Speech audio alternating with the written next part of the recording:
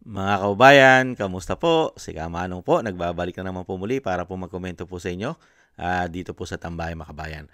Magandang umaga po muna sa inyo, tanghali, hapon, gabi at madaling araw po sa ating lahat. Sana po nasa maayos po tayong kalagayan, mga kababayan. Umpisa na po natin, magkomentohan na po tayo mga tambay. Ito po ang palasyo po, ang Malacanang po, sa pangunguna po ng tinatawag na garbage in, garbage out ng Vice President, ay binanatan po siya. Binanatan po ang Vice President at ganun din po si Representative Paulo Duterte ay binanatan po ni garbage in, garbage out. Mga kababayan, doon po sa kanilang mga pahayag.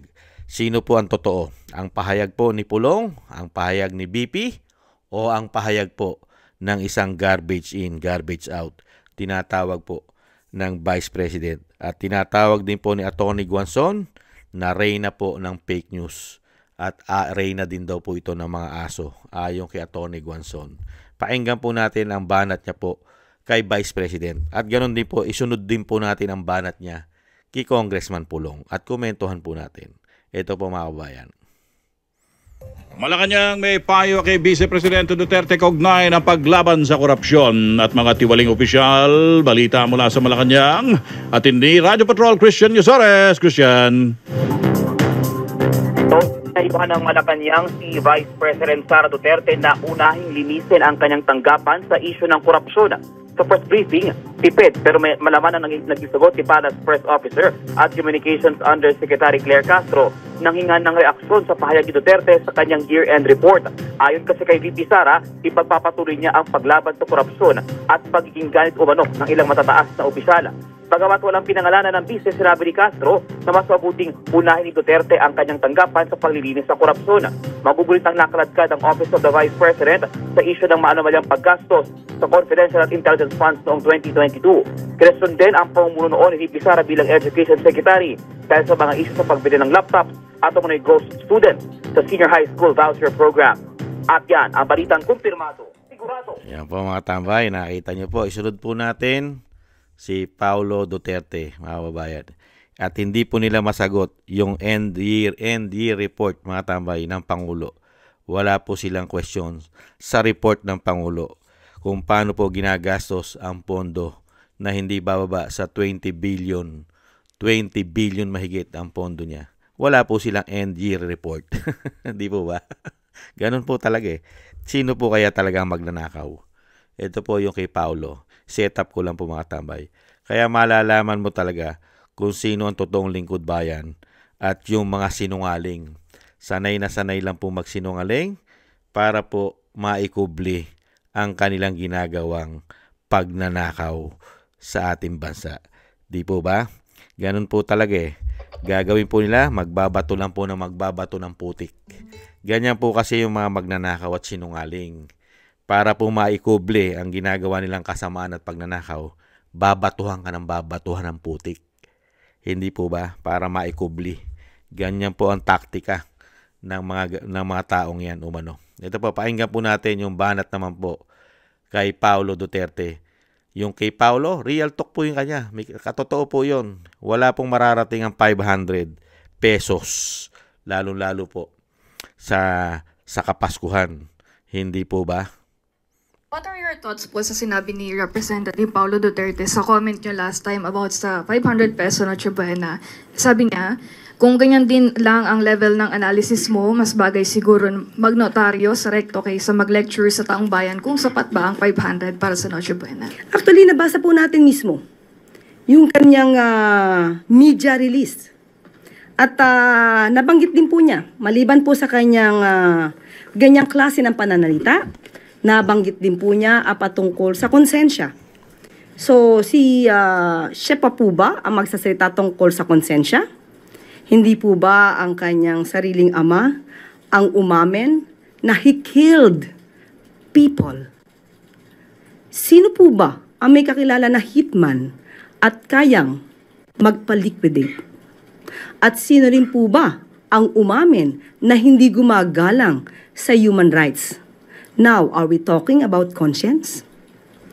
At patungkol sa sinabi rin po niyang korupsyon, hindi po ba ang sarili niya ring ama ang siyang umamin na siya ay korap? So, sino kaya ang nakinabang sa korupsyong inamin ng sarili niyang ama? Tandaan po natin, ang Pangulo. Ang nais ng Pangulo ay maiangat ang buhay ng bawat Pilipino. Nandiyan dyan po ang mga programa ng Pangulo, ang mga kadiwa centers, kadiwa ng Pangulo, 20 pesos kada kilo na bigas, walang gutom program, at iba pa. At iba pa. So alam natin, hindi lamang sa halaga ng 500 nagwawakas ang gusto ng Pangulo para maiangat ang buhay ng Pilipino.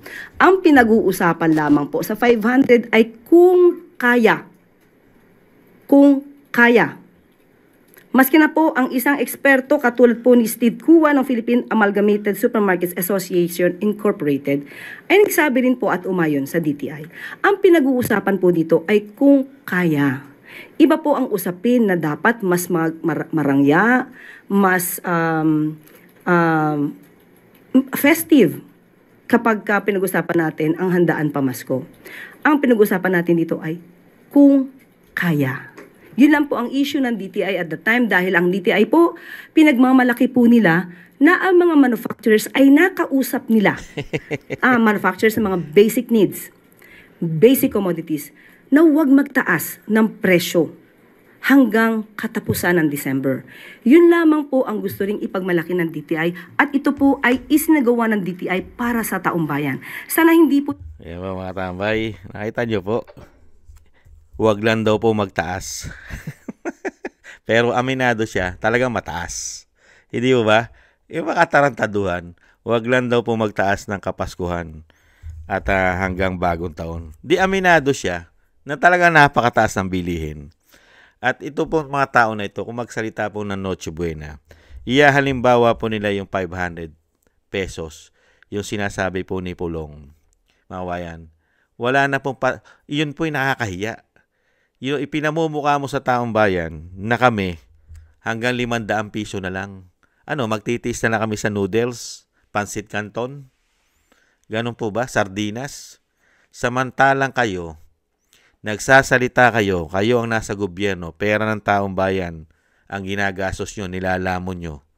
Sana kayo unang magpakita sa taong bayan at kayo ang gumawa na talagang totoo na kami mismo na naglilingkod sa inyo, trabahante nyo, ang aming Noche Buena ay 500 piso ang kakainin namin.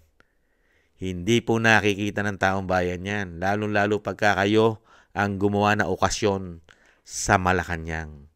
Grabe kayo mag-party-party. Inuubusan nyo nga ng 100,000,000 pagkain ninyo, inumin yung mamahaling alak. Hindi ba? Di po ba? Nag-birthday nga lang ang Pangulo, hindi Noche Buena, hindi Noche Buena. How many millions ang inubos? Pera pa yata ng taong bayan.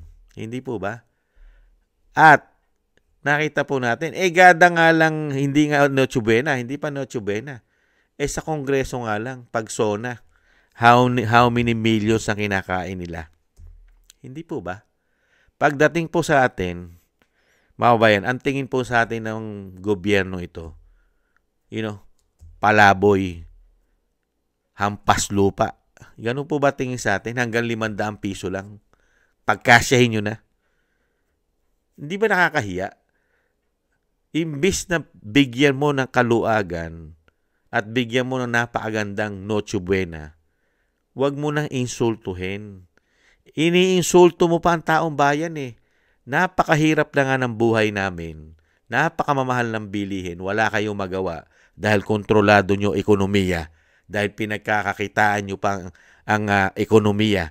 Pinagkakakitaan nyo pa ang mga produkto ng mga pagkain. Hindi po ba? Ayon na rin kay Saldico.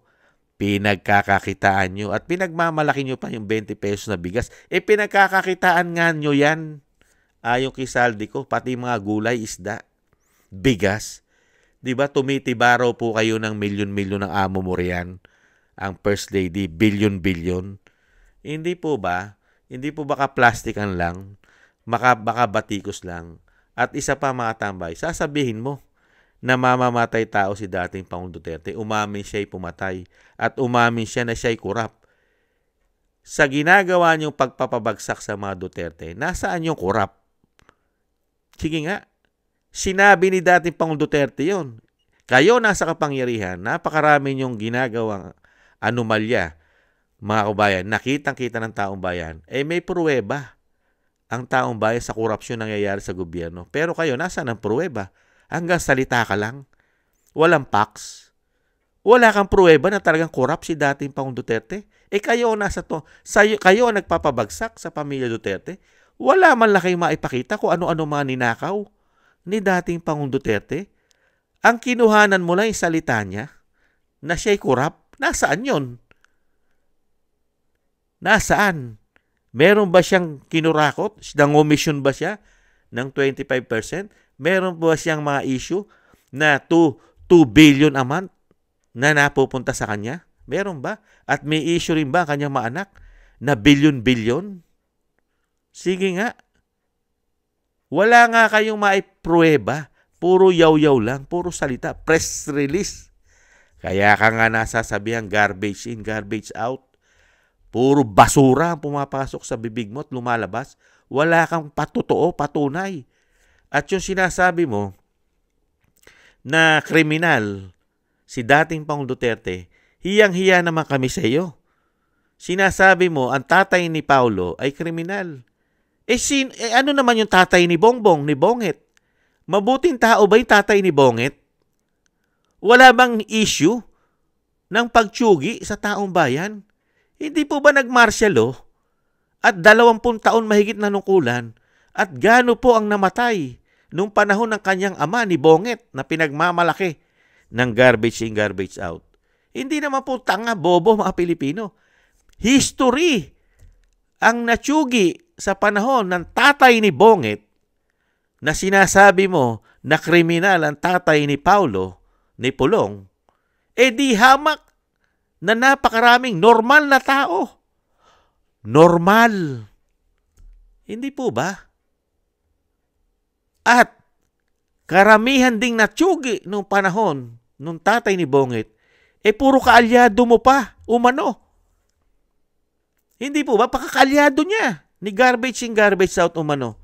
Mga makakaliwa. Hindi ba? CPP, NPA, NDF, karamihan din na tsugi, kaalyado niya. Pero ngayon, kain suka siya, umano. Hindi po ba? Gaano po karami ang natsugi noong panahon ni dating Pangulong Marcos Sr.? Hindi pa mahigit 100,000. Yan po recorded po yan. Hindi po ba? Marami po nagpapatotoo dyan. Mahigit 100,000 na natsugi nung panahon po ng tatay niya. Kay dating Pangulong Duterte, yung mga natsugi, puro salot, kriminal sa ating bansa. Salot. Mga may bisyo, karamihan may bisyo ng pulburon. Di po ba? Tsumutsugi ng kapwa Pilipino. Hindi po ba? Yung sinasabi nila, di ba, nakita nyo yung diferensya? Yung kay dating Pangulong Duterte, ang nilabanan niya, karamihan, salot ng lipunan. Terorista, makakaliwa, mga addictus, mga pulburon lord. Hindi po ba? Mga randing and tandem at kung ano-ano mga kriminal. Samantalang, nung panahon ng tatay na pinagmamalaki niya, na hindi raw kriminal. Hindi kriminal ang tatay ni Bonget. Kriminal daw po yung tatay ni Paulo. Nakita niyo po kung paano kumain ng suka ito. Ginagawa pong tangat bobo ang mga Pilipino. Ginagawa tayong tangat bobo na maganda ang history at maganda at malinis ang lahi ni Bonget na pinagtatrabahuhan niya ngayon. Kaya nga tinatawag na kain suka itong tao na ito. Kain suka. Yung dating ilang dekada nila binabatikos ang mga Marcos. Ngayon, himod puwet. Hinihimod po nila ang puwet ng mga Marcos umano. Kain suka. At dito naman po tayo mga tambay kay BP Sara. Tama ba yan? Yung kay BP Sara po mga tambay, nakita niyo po, real talk po yun. Yung sinasabi, linisin daw po. Pinayuhan pang linisin. Linisin daw muna po ang korupsyon ng Vice President. Wala nga eh. Mismo ang COA. COA na nagpapatotoo. Walang korupsyon ang Vice President. Sino lang po nagsasabi na korap ang Vice President? Di po ba lahat na nagpapabagsak sa kanya dahil may pangsariling interes? Politika. Sino po paniniwalaan natin? Yung COA na trabaho nila na mag-audit o yung mga politiko na nagpapabagsak sa mga Duterte para hindi makabalik sa Malacanang? At yung mismong mga politiko na sinasabing maraming anomalya at korap ang Vice President, sino po ba ngayon ang nasa hot seat at napakaraming issue ng korupsyon, daan-daang milyon, bilyon, lalong-lalo sa mga budget komisyon nila, lalong-lalo sa flood control? Hindi po ba isang damukal na congressman ang sangkot sa korupsyon? Hindi po ba? At yung sinasabi po ni garbage in, garbage out, yung confidential intel fund, hiyang-hiya naman tayo sa kanya. Sasabihin mong korap ang confidential intel fund ng Vice President. COA na nagpatotoo. At yung kanyang 125 million na confidential fund, hiyang-hiya naman tayo. Para masabi mong korap ang confidential intel fund ng Vice President, bakit hindi mo ilabas ang confidential intel fund ng Presidente na hindi bababa sa 4.5 billion? Billion! At ipakita mo rin ang mga resibo kung sino-sino ang ginastusan ng confidential fund para mapaniwala mo ang taong bayan na malinis ang Pangulo. Malinis si Bongit sa confidential fund. Paano niya ginastos? Paano niya ginamit? Kasi kami, katulad ni Kamanong, hindi ako naniniwala na nagamit niya ang kanyang confidential fund. Bakit? Baka nanakaw lang. Bakit ko nasabi? 3 taong korupsyon. Hindi mo yata nalaman. May confidential fund ka. Hanggang ngayon wala kang napapakulong na magnanakaw, pero may confidential intel fund ka. Hindi ba nakorap lang? Hindi ba nagamit? Nagamit ba o hindi? Hindi po ba? Samantalang ang Vice President, nagamit niya ang kanyang confidential fund, nalaman niya. Antimano, alam niya. 2 tao lang kumukontrol ng pera nung panahon niya na siya ay DepEd Secretary. Sino? Si Tambaluslos at si Saldico. 2 tao lang kumukontrol sa Kongreso. Totoo ba o hindi? Totoo. Nagamit niya confidential fund niya, intel fund niya. At nalaman niya na napakarami palang korap sa DepEd nung pumasok siya. At nalaman niya rin sa kanyang intel and confidential fund kung sino-sino po ang grupo ng makakaliwa. Lalong-lalo na yung mga kumukuha ng kabataan para maging enforcement nila sa mga eskwelahan. Hindi po ba? Kaya nga galit na galit ka sa Vice President kasi natuklasan ng Vice President kung sino-sino kayo umano ang grupo nyo. Di po ba? At kung sasabihin mo, ang Vice President ay korap, lalo-lalo sinasabi mo na laptop, hindi ba sinabi ng Vice President kung kanino yung laptop? Yung laptop, kung sino kumita ron, ang kumita sa laptop, hindi mo ba yung kumpanya ni Saldico na SunWest? Hindi po ba? Yun ang kontraktor at hindi yun sa panahon ni BP Sara. Hindi po ba? Hindi sa panahon ni BP at ang kumita yung kumpanya ni Saldico. Kaya nga siya pa mismo nagbunyag. Yang mga laptop na yan, sila rin ang nagkapera dyan. Yung grupo nila katulad ni Saldico. Hindi po ba? At yung sinasabi nga po natin mga tambay, hinahanapan mo yung 125 million na confidential fund na linisin ang korupsyon. Malinis na. COA na nagsasabit, nagpapatotoo ang COA. Maayos gumamit. Maayos. Walang korupsyon ng Vice President. Ang Pangulo po ba? Meron po bang korupsyon o wala? Gusto mo bang isa-isahin ng mga Pilipino, garbage in, garbage out, ang issue ng korupsyon ng amo mo? At hindi ba nakakahiya? Dahil hindi nyo magawa, katulad nung yung report, bakit walang report? Matatapos ng taon. Nasaan ang achievement ng Pangulo mo? Meron ba? Nasaan yung opisina niya? 27 o 20 plus billion isang taon. Paano ginasta? Ano achievement ng pondo ng Office of the President? Yung Office of the Vice President, ibinigay sa taong bayan, detalyado ang mga programa na pakinabangan ng mga Pilipino. Wala pang 1 billion ang pondo. Napakaraming programa na nagawa sa loob lamang ng 12 buwan.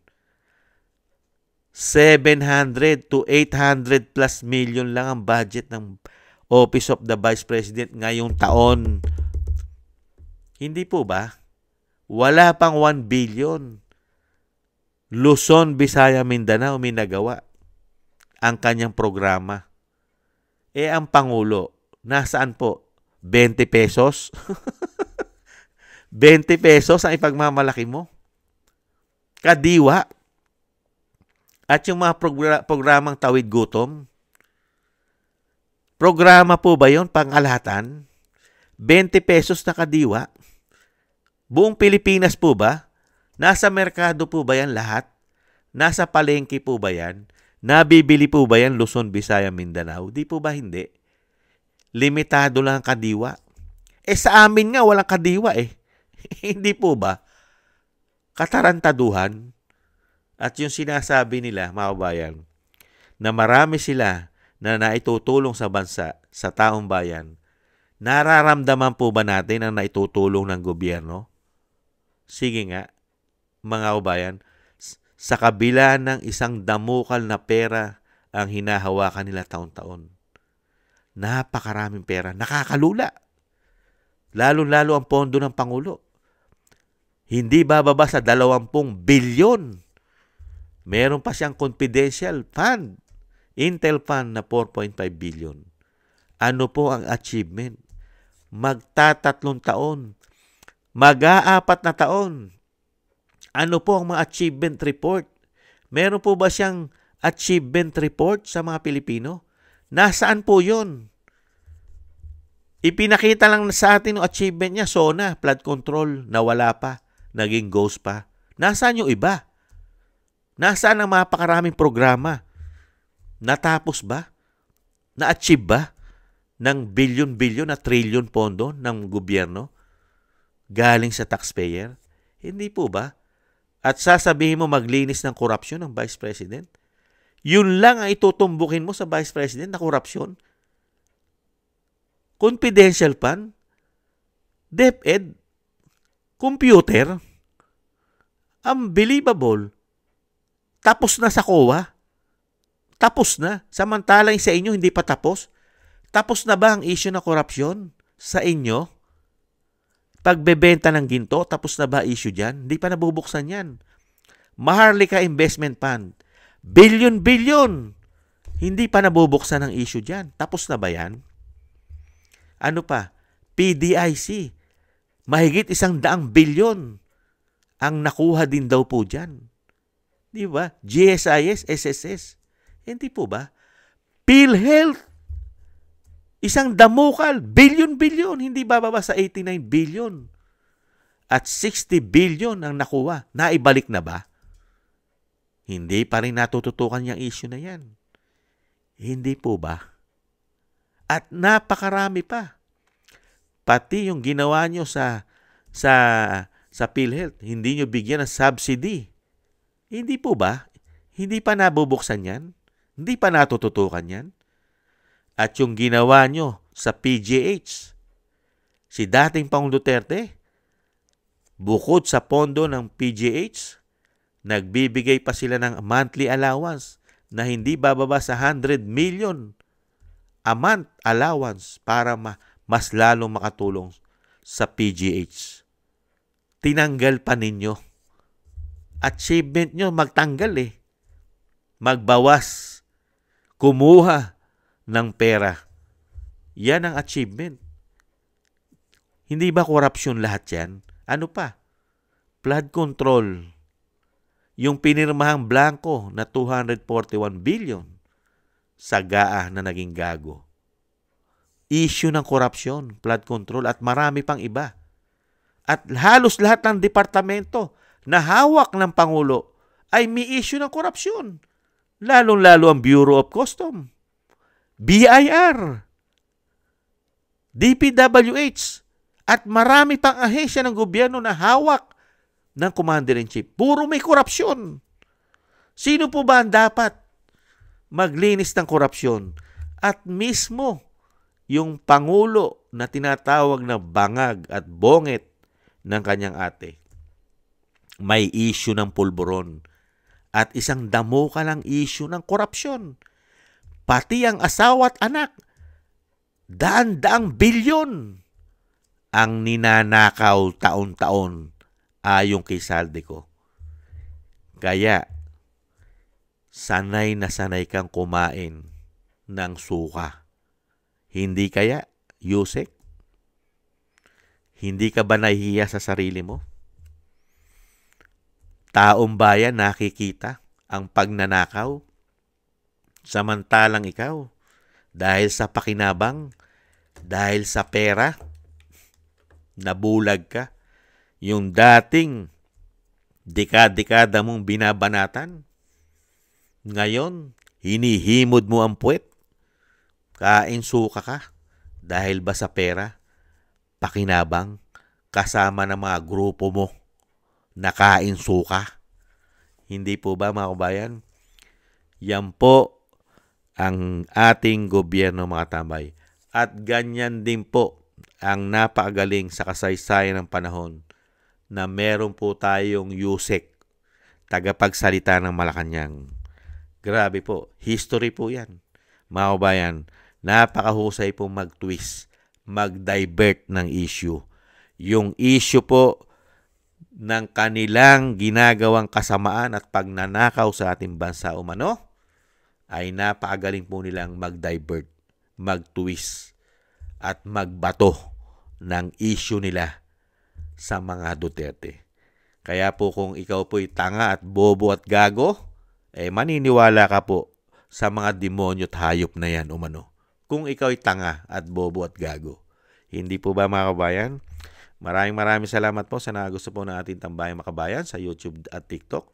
At ganun din po sa mga nagko-comment, like, share, subscribe, sa mga subscribers po natin. Sa mga po na nagbibigay po ng tulong, shoutout po sa inyong lahat. Ingat-ingat po kayo. Mabuhay po kayo, mga kababayan. At syempre po, yung panalangin po natin sa ating bansa na matapos na po ang mga kawalangihan at kademonyuhan po nila na ginagawa po nila sa ating bansa. At ganoon din po ang panalangin po natin sa ating mga buong sambayanan sa atin po at sa pamilya Duterte na tayong lahat po ay maingatan sa kapahamakan at madugtungan pa rin po ang buhay at kalakasan ng dating Pangulo, mga kababayan. Salamat po sa mga dasal po ninyo, mga kababayan. At thank you po mga kababayan. Sa muli po, ingat-ingat po tayong lahat. Tiis-tiis po tayo. Paalam. Bye-bye.